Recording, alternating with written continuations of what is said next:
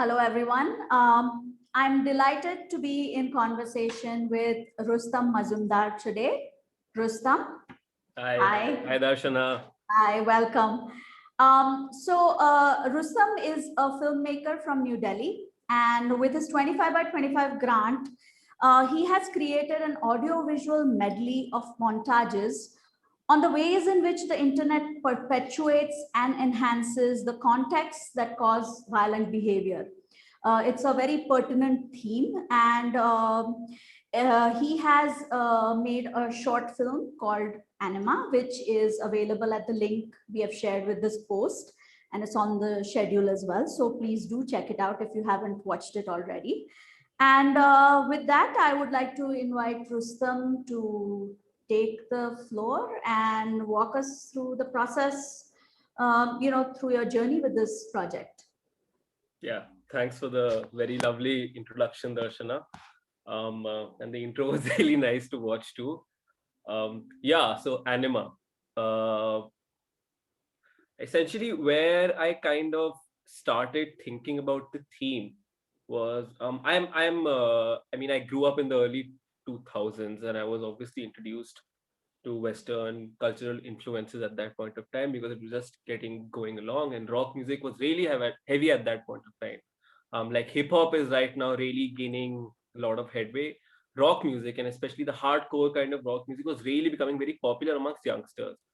So as a youngster, that's what you listen to because it's around you and everybody else is doing that, and you get kind of interested in it because it's rooted in such an innocent and impressionable time. That kind of cultural uh, aesthetic had a lot of impact on my mind in the sense of how my interests followed on from that point of times. And I also started playing a lot of video games earlier on. But my parents were never ever they never enjoyed the idea of me engaging in such kind of stuff. Oh, this is just noise, or this is stupid. Why don't you play chess? I got you all these books and go and do sports and all that. So there was a lot of tension inside me where my parents didn't really accept why these kind of things can be enjoyed without them having a negative impact on your brain, because I didn't know how to articulate that to myself or to anybody else. So that's been a long kind of narrative of my own life for a very long time. And when I started thinking about what I wanted to do, I wanted to essentially explore heavy metal hardcore music, where that comes from, the rhetorics and cultures that kind of arise out of the spaces where that music exists, and what is exactly happening there. Because I feel like it's misunderstood, it's judged, and it's also a very suburban American population which fears that those spaces in the context of a constant interruption in their daily lives by elements like terrorism and violence and news which is constantly telling them that black people are out on the streets smoking crack and shooting drugs, and then they have to attach meanings to these extremely distressing situations as to why they are happening. And video games early 2000s and rock music became a very easy scapegoat um, for that. So I wanted to kind of explore what is happening there. And through that, I kind of started thinking about, okay, where does violence originate in the human brain, in the human body? What are the rewarding aspects of violence that a violent individual feels? And why does a violent individual enact those activities? And what are the kind of contexts which create them? And the psychological schemas that kind of are set in place into an individual's mind before he engages in violence. Now, I had to keep in mind that violence is not always just one man attacking another person. Violence is historically more than most been socially engineered, and to a point where now the viscerality of violence is decreasing less and less. I mean, when you look at the statistics of violence across the world, in America, 80% of violence is gunshot related. And there is no other country where violence happens for more than 10% of the total violent incidents, for more than our gunshot incidents. Everything is stabbing or some kind of blunt force trauma or something like that. But guns and video games and just getting some kind of stimulation at the click of a button is becoming such a rhythmatic element in everyday life. So I kind of wanted to trace where that comes from, and what is the history of violence in the human mind. And keeping that in mind, thinking about where are we going as a society with extreme amounts of images and moving image and media that is constantly playing like a little slideshow within our heads, by which we are understanding ourselves, understanding the other, and the socialization processes that we conduct with each other are being influenced not only directly but the ideas of these also. So the conscious and the subconscious mind is kind of evolving with this rapid moving image context that we live in. So thinking about these changing contexts, which I think all of us fail to understand the long-term implications of what they are going to be, because the last 20 years has seen such a revolution in how society operates in the essence of communication. And by communication, I mean the general idea of communication, which is what defines everything essentially. What are going to be the long-term implications of these contexts that we are in? I mean, this is a generation, with my generation, you could say, in the moving image context where rapid image and media constantly surrounds us. We're in our early 20s, late 20s, late 30s. How are we going to be when we are 50, 55? How are we going to deal with issues with our children? What kind of dynamics are going to be established with other people? And I just think it's very pertinent to think about all that. And keeping that in mind, the idea of the film was to trace a narrative of what of trace the psychological narrative of a violent individual through these little cruxes, main the most pivotal situations in a man's life. And it is a man in my film, because it is a statistical fact that men are, I mean, I don't want to say only men, but it is, I mean, it's not just because of the physical prowess that men have over women biologically, but the connection of violence to sexuality, not just in humans but in our cousin species, which is also, I mean, also my research was a lot concentrated on evolutionary biology, which is just starting to kind of gain way, because the tabula rasa theory of philosophy, which has kind of been the standard bearer for so long, that a human born is born with a blank slate of mind, and then everything is impressed upon as a human goes about his life.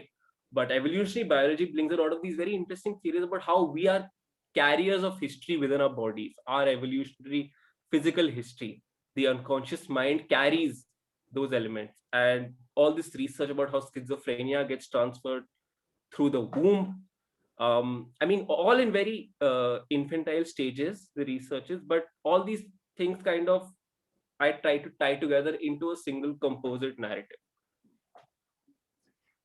That's a lot of Yeah, I'm so sorry. thoughts right there. No, that's a full plate. So I wanted to ask you on the form, because I mean, since we are talking about a whole range of different ideas that you have put together in 7 minutes with a whole range of different styles. So would you talk about that? Why you chose to make it the way you did? Yeah. Well, since the piece itself and the research was very critical of moving image, I didn't want to get too much into animation or any complex imagery, which we've also become so conditioned to see. I mean, I think back to the famous incident where a train, a film of a train was played to a bunch of people, and they felt like the train was going to come through the screen. To a time where now we could see some fancy graphics and explosions, and we'll just be sitting here like, nothing happens to us. And this 60 years period of 60, 70 years through which this transformation has happened, which is nothing in the history of the human consciousness if we think about civilization as it has existed. And I think it's very pertinent to think about the brain as a muscle, instead of just this elemental thing which is just I mean, it's a muscle. It's got little parts and they work together with signals. And so with the form, I wanted to keep it very simple. Going back to the history of the moving image, I wanted to really focus on simple juxtapositions, the Kuleshov effect. I wanted to work along those lines, um, uh, and not get too much into really heavy detailed graphics, because I felt like that would be against the whole idea of the thing itself. When I was kind of plotting out the narrative, I realized that I required three different planes of reality to communicate what is happening. One would be the inner self, the subconscious, unconscious mind, which is represented by the stop motion animation, which is the little box with the claymation figure. The other would be the first physical reality, exposure to physical reality, and the recurrence of a traumatic trigger, which would be the hand drawn animation, which is the very first sequence, which keeps on coming. And the third would be images that I have sourced from various websites, all Creative Commons and public material, public domain material that I found, to kind of plot out this narrative of what is this person seeing, feeling, how they are reacting to it, what are the schemas and the development of that. So these three different realms that I kind of wanted to have as separate forms. Also because of lockdown, I had spent so much time not being able to do anything with work and all that. I found a pile of atta lying around which was smelling like fruit. So I thought, let's do something with this, and I had bought some stop motion. So I kind of started doing stop motion there. So I wanted to incorporate stop motion into the narrative also, and this kind of felt like something that made sense. Right, right. Yeah. Very interesting sound design. Yeah. So Thanks. tell us something about that. Well, I started working with sound when I was in college. I used to play guitar and I started working with very simple software. And what I realized was that you can get very interesting sounds by just changing the frequencies of, or the very first sequence. Like you've seen the film, it feels like a bass track, but it's actually a transformer constant rhythm that keeps playing, to which I just changed the keys to make like a little note sequence. And then obviously I spent a lot of time looking for the right music on Free Music Archive, pixel.com. There are a lot of websites where you can find free open music, and there are some artists I heard so many. I mean, also as a part of this, the looking for these images, I I mean, the internet is an archive. We barely know anything about it. Just the amount of material that gets put out there is crazy on a daily basis. And the kind of stuff I've seen really makes me feel so small. I felt like I kind of became a victim of my own vanity by trying to make the stop motion sequences. I mean, I really didn't need to. I feel like I should have done something with them. I mean, why should you make any more content? I'm almost like that because there's so much out there. But yeah, so I kind of wanted to use atmospheric sounds, and obviously the mood of the music also played a role. There's essentially only three main songs, if you could say, or three pieces which go along with the three main sequences. So those are just music that I felt was aesthetically and stylistically suited to, and some were obviously modified by using diegetic sound. And with the other stuff, I used a lot of radio static. That comes from personal experience. My own personal phases in life where I haven't been doing so well. I remember a time when my grandfather used to be here, and my grandfather was a bitter man during the later stages of his life, and but he used to love his radio, and he had this transistor, which is something that nobody keeps. I mean, nobody has a transistor anymore. But one of those transistors which has those knobs, which just they never correct. You just never get the right frequency. It's always and always a little off. And I mean, it used to really drive me up the wall when that thing used to not be connected properly, because that static can really bother you. Yeah. And this going back to, obviously, it's also a nice shout out. Sorry for using that word, to static television that is completely gone now, and which, I mean, I'm sure you have, and I have very few memories, but I do, of static television I which do have came there. enough memories. Yeah, but Yeah. the beginning has that feel, the Yeah. beginning of the film. Yeah, Yeah, yeah, yeah. yeah. So I have statics in the film, and the sound design is also all the sound that comes with the stop motion sequence is either atmospheric. Like, I love transformers and generators, and those tempos which just keep doing tuck tuck tuck tuck tuck on the road. I love that. I love that. I love that Staccato. kind of, yeah, yeah. That's personal for me, so I use that. And obviously, all the sounds which really hit you, which bother you, are all statics which have been modified through software. Yeah, so quite a very interesting personal connects Yeah. to the project. And So what then was the most challenging part of the process for you? Honestly, it was the narrative, because I felt like I had kind of dug a hole too big for myself. I went to documentary filmmaking school, and I had some brilliant teachers, and really opened my eyes to how you can understand the macro through the micro, through the little details and nuances and complexities of daily life that go unnoticed, which are the most pertinent and important, really add the richness to the human experience. But when I pick something like violence, and just violence, which not only violence exists in such a macro scale, but the idea, what is violence essentially? It's not a separate thing, it exists on the spectrum of the human condition. It is very central to the human condition, and something so big, to condense it into just 7.5 minutes, was honestly the most challenging. Not to condense it, but I mean, it's impossible to condense it into 7.5 minutes. What I can do with all this research in 7.5 minutes, figuring that out was the biggest challenge. I spent 10-15 days just looking at a blank Microsoft Word with a storyboard table design. I just made the table and I just kept staring at it. Okay, what am I going to put here? So the narrative was the most toughest part for me to figure out. Once I had that figured out, then I knew what I wanted. That's Yeah. interesting. So from the idea through the process to Anima, did it turn out the way you had envisioned it? If yes, why? And if Mm, no, also why? I think I had imagined something much more nuanced. Um, uh, but I mean, with the time that I had, I mean, these are all hurdles that I created for myself by picking something so massive in the richness of its themes and details and the different contexts it exists in. Um, the archival footage sequences that I had really wanted to, because I was having a ball of a time watching 16 films everywhere. They're always good to watch, and these huge documentaries to source footages for my work. I wish I had more time to create a more nuanced experience of those sequences.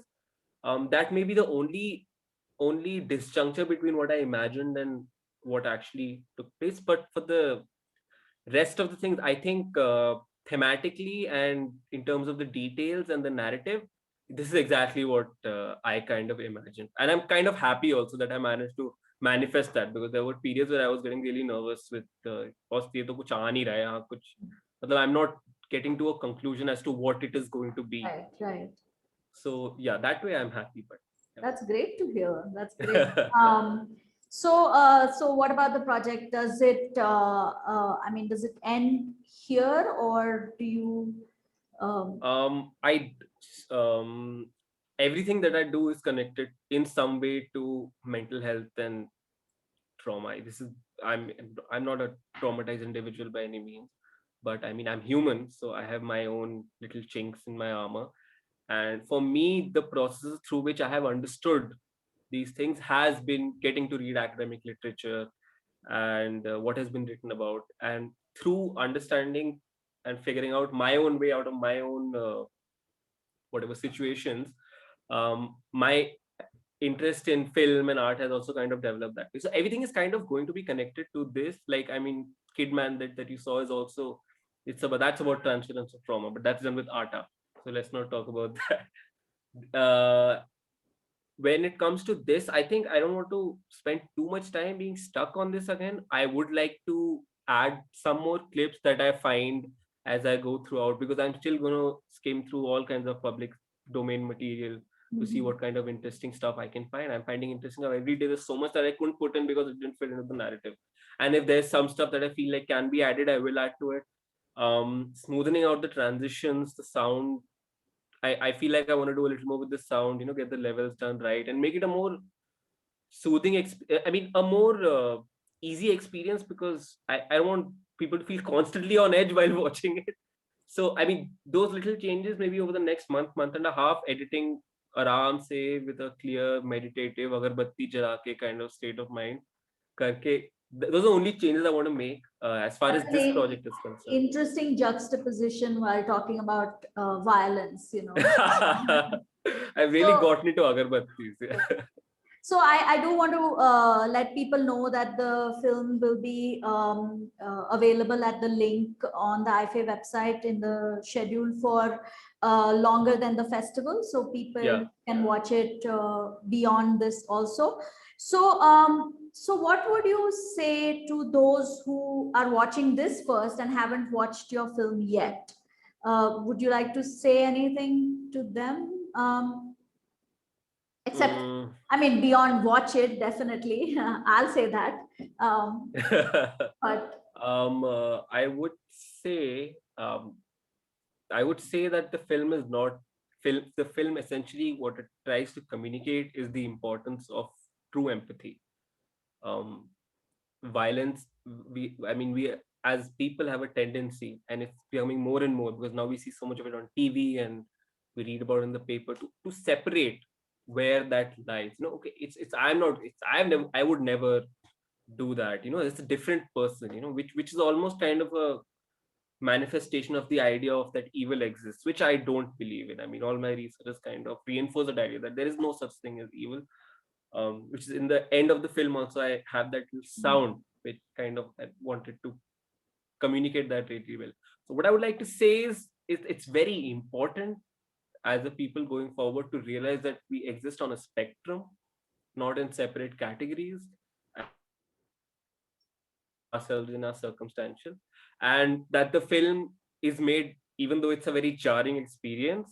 I think true empathy exists there and there only, where you can really empathize with the pain of somebody else and then take a step back and then go about actions the right way that you can. That's how okay. yeah. That's a good note to end To on. end on, yeah. Unless you'd like to add anything No, else. I'm good. I'm good. I'm Okay. good. Yeah. Thank you very much, Rustam, for this Thank you, conversation. And Darshana. I want to just before I let you speak, I just want to let everyone know that the link for the film is in the caption of this video, and please do watch it. Yes, Rustam, you were saying? No. I'm good. Yeah. Okay. All right. Thank you so much for joining us. Thank you, Darshana. Thank Yes, you. and I will see you soon, hopefully. Yeah. Yeah. Okay. Yeah. All right. Thank you. Nice Thank you, talking. everyone.